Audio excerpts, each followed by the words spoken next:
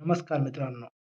सध्या शासनाकडून राबविल्या जाणाऱ्या कोणत्याही योजनेचे जसे की लाडकी बहीण, पीएम किसान सन्मान निधी योजना, शेतकरी अनुदान, श्रावणबाळ, इंदिरा गांधी, संजय गांधी वृद्ध पेन्शन, तसेच रोजगार हमी यांसारख्या सर्वच योजनांचे पैसे डीबीटीच्या माध्यमातून आधार लिंक असलेल्या बँक खात्यात जमा केले जातात. तर ते बँक खाते कोणते आहे? अर्थात आपल्या कोणत्या बँक खात्याला आधार सीडिंग केलेले आहे, हे आपण या व्हिडिओच्या माध्यमातून जाणून घेणार आहोत.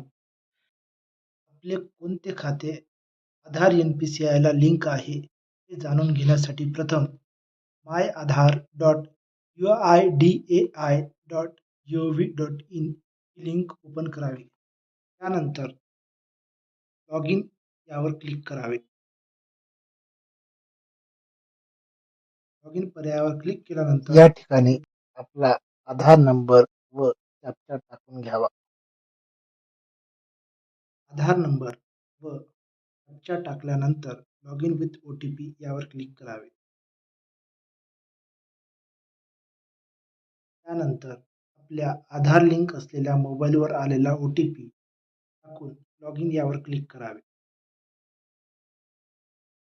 लॉगिन केल्यानंतर आपल्याला address update, download Aadhaar, order Aadhaar PVC card, document update, bank seeding status, lock unlock biometrics, generate virtual ID, report death of a family member असे ऑप्शन पाहायला मिळतील. त्यातील बँक सीडिंग स्टेटसवर क्लिक करावे.